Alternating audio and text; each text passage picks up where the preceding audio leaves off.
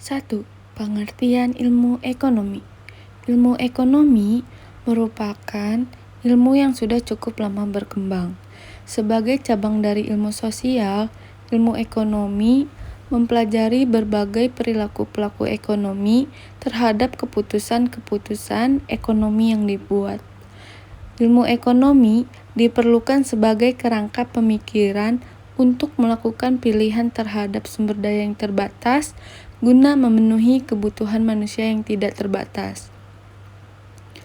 Apabila ditilik dari segi kebahasaan, secara etimologis, kata ekonomi berakar dari bahasa Yunani, yakni oikonomia.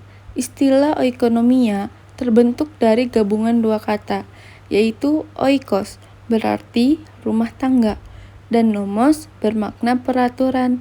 Oleh karena itu, dari segi bahasa, ilmu ekonomi bisa dimaknai sebagai ilmu yang mempelajari cara manusia memenuhi kebutuhannya dengan sumber daya yang terbatas.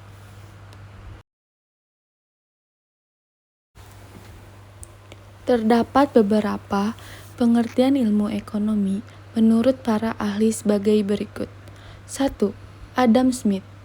Ilmu ekonomi adalah penyelidikan tentang keadaan dan penyebab adanya kekayaan negara. 2. Alfred Marshall. Ilmu ekonomi adalah ilmu yang mempelajari usaha-usaha dari individu dalam ikatan pekerjaan di kehidupan sehari-hari dan membahas kehidupan manusia yang berhubungan dengan bagaimana ia memperoleh pendapatan dan menggunakan pendapatan itu. 3. Richard Gillespie. Ilmu ekonomi adalah ilmu yang mempelajari pemanfaatan sumber daya yang langka untuk memenuhi keinginan manusia yang tidak terbatas. 4. N. Gregory Mankiw. Ilmu ekonomi adalah studi tentang cara masyarakat mengelola berbagai sumber daya yang langka.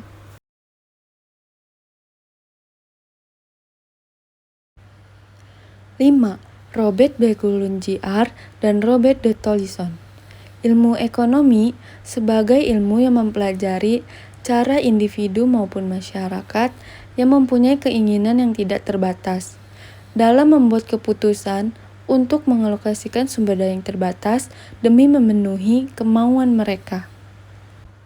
6.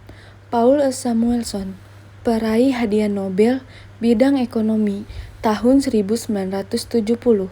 Ilmu ekonomi adalah studi tentang perilaku individu ataupun masyarakat dalam membuat pilihan dengan atau tanpa uang, menggunakan sumber daya produksi yang terbatas tapi dapat digunakan dalam berbagai cara, guna menghasilkan beragam komoditas dari waktu ke waktu, serta kemudian mendistribusikannya untuk keperluan konsumsi pada saat ini atau masa datang kepada individu maupun kelompok dalam masyarakat. 7. J.S. Mill. Ilmu ekonomi adalah ilmu praktis tentang pengeluaran dan penagihan. 8. Lionel Robbins. Ilmu ekonomi adalah ilmu yang mempelajari perilaku manusia dalam konteks keterkaitan antara tujuan dan kelangkaan sarana untuk memenuhinya.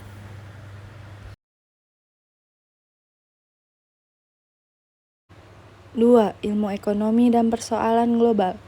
Inti dari permasalahan ekonomi adalah kebutuhan manusia yang tidak terbatas dan terus berkembang, sedangkan barang atau jasa untuk memenuhi kebutuhan tersebut terbatas. Karena keterbatasannya itulah, maka untuk memperolehnya diperlukan pengorbanan atau pertukaran baik secara langsung atau dengan perantara uang. Maka dari itu, karena keterbatasan itulah dan didorong oleh kebutuhan manusia yang tidak terbatas dan terus berkembang, maka diperlukan pengaturan untuk menyeimbangkannya. Dalam upaya untuk menyeimbangkan tersebut, dilakukan langkah-langkah yang dalam prakteknya melibatkan semua pihak.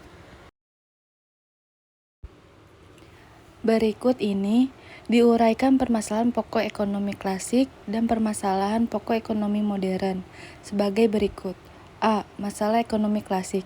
merupakan masalah ekonomi yang dilihat secara sederhana. Masalah tersebut meliputi A. Produksi, merupakan bagaimana memproduksi kebutuhan barang atau jasa yang dibutuhkan oleh semua orang. Misalkan, di suatu daerah, semua masyarakatnya menggunakan sepeda sebagai alat transportasi utama. Maka produksi terhadap sepeda akan dilakukan sebanyak mungkin. Produksi dilakukan dalam rangka memenuhi kebutuhan daripada calon konsumen. B. Distribusi. Setelah benda tersebut terproduksi, maka masalah selanjutnya adalah bagaimana benda tersebut sampai kepada konsumen. Apakah langsung beli ke pabrik, lewat distributor, atau lewat penjual eceran. Untuk sistem produksi klasik, biasanya menggunakan sistem distribusi langsung dan lewat pasar nyata, yaitu penjual dan pembeli bertemu langsung dan membawa benda yang diperjualbelikan. C. Konsumsi. Objek daripada konsumsi tidak hanya berupa benda, tetapi juga berupa jasa. Antara benda dan jasa saling berkaitan satu sama lainnya, sehingga untuk memudahkan pemahaman sering disebut produk. Produk yang dikonsumsi idealnya sesuai dengan kebutuhan dan harapan daripada konsumen. Dengan kata lain, bahwa masalah konsumsi menyesuaikan dengan kebutuhan daripada konsumen. Manusia sebagai makhluk sosial tidak bisa hidup sendiri. Antara satu sama lainnya saling membutuhkan dan saling mempengaruhi. Hal ini menciptakan pola perekonomian yang terus berputar dan saling keterkaitan satu dengan yang lainnya.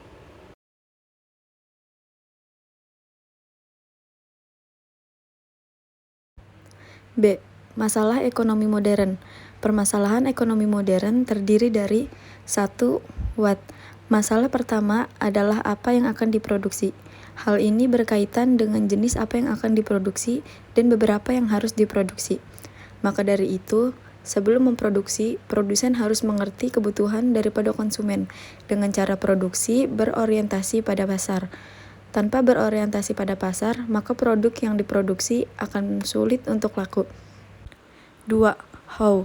Setelah diketahui jenis dan jumlah produk yang diproduksi, maka masalah selanjutnya adalah bagaimana memproduksinya. Apakah dengan menggunakan mesin-mesin berteknologi tinggi atau menggunakan tenaga kerja manusia atau campuran?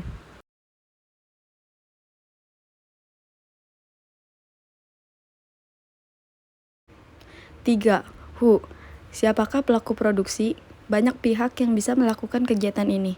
Tidak hanya perusahaan saja, tetapi individu dan pemerintah juga melakukan kegiatan produksi. Kegiatan produksi yang dilakukan perusahaan antara lain produksi mobil, motor, peralatan rumah tangga, dan lain sebagainya. Kegiatan produksi yang dilakukan individu atau rumah tangga antara lain produksi makanan ringan, kue-kue, peralatan sederhana, dan lain sebagainya. Lalu apakah pemerintah juga melakukan produksi? Jawabannya adalah iya. Pemerintah melakukan kegiatan produksi secara langsung maupun tidak langsung.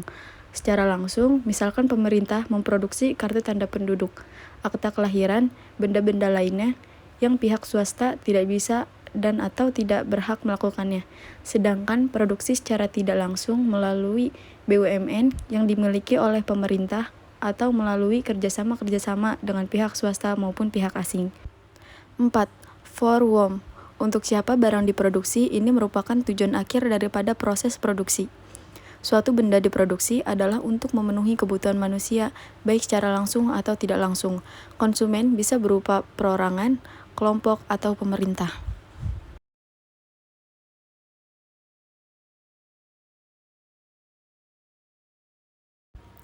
3. Ruang lingkup ekonomi. Ruang lingkup ilmu ekonomi adalah ilmu ekonomi mikro dan ilmu ekonomi makro yang memudahkan untuk mempelajarinya. Kedua ruang lingkup ilmu ekonomi tersebut juga mempunyai batasan-batasan tertentu serta asumsi yang cukup jelas. 1. Ekonomi mikro merupakan bagian dari ilmu ekonomi yang mempelajari ekonomi secara detail dan ruang lingkupnya kecil. Variabel-variabel yang dibahas dalam ekonomi mikro ruang lingkupnya kecil, misalnya perusahaan, rumah tangga. Dalam ekonomi mikro ini dipelajari tentang bagaimana individu menggunakan sumber daya yang dimilikinya, sehingga tercapai tingkat kepuasan yang optimum. Dalam hal ini, pada umumnya, pendekatan mikro terkait dengan keputusan-keputusan yang diambil oleh para pelaku ekonomi dengan mengacu pada sinyal harga pasar. Pemahaman konsep-konsep ekonomi mikro dan aplikasinya dalam ekonomi dan bisnis memungkinkan para pelaku ekonomi untuk membuat keputusan yang optimal. Dalam ekonomi mikro ini, dipelajari tentang bagaimana individu menggunakan sumber daya yang dimilikinya, sehingga tercapai tingkat kepuasan yang optimum. Secara teori, tiap individu yang melakukan kombinasi konsumen atau produksi yang optimum bersama dengan individu-individu lain akan menciptakan keseimbangan dalam skala makro dengan asumsi ceteris paribus.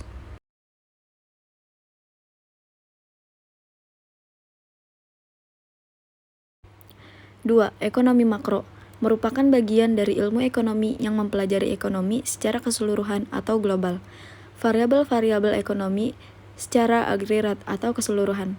Variabel-variabel tersebut antara lain pendapatan nasional, kesempatan kerja atau pengangguran, jumlah uang beredar, laju inflasi, pertumbuhan ekonomi, maupun neraca pembayaran internasional.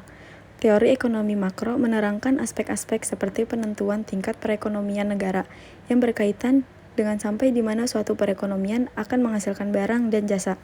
Sebagai gambaran, dalam teori ekonomi makro dibahas tentang langkah utama pemerintah dalam mengatasi masalah pengangguran dan inflasi yang dibedakan menjadi dua bentuk kebijaksanaan, yaitu kebijaksanaan fiskal dan kebijaksanaan moneter. 3. Perbedaan ekonomi mikro dan makro. A. Dilihat dari sisi harga. Pada ekonomi mikro, harga merupakan nilai dari suatu komoditas atau produk tertentu. Sedangkan pada ekonomi makro, harga merupakan harga dari komoditas secara keseluruhan atau harga yang umum dari produk tersebut tanpa memperinci satu persatu.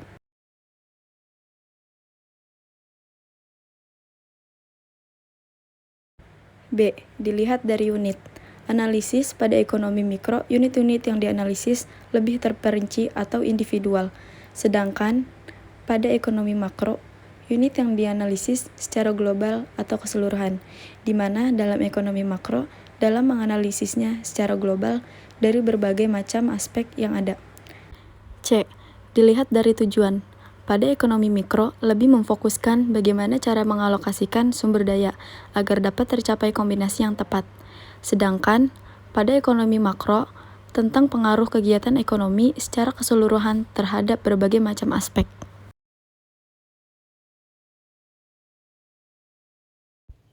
4. Persamaan ekonomi mikro dan makro. A. Sama-sama bagian dari ilmu ekonomi. Ekonomi mikro dan ekonomi makro merupakan bagian daripada ilmu ekonomi yang keduanya saling mendukung satu sama lainnya. B. Sama-sama membahas tentang penggunaan sumber daya. Sumber daya di sini adalah sumber daya manusia dan sumber daya lainnya yang menjadi penentu dalam perekonomian. C. Sama-sama ilmu sosial. Keduanya merupakan bagian dari ilmu sosial yang membahas mengenai kehidupan sehari-hari, baik dalam skala rumah tangga maupun skala yang lebih besar.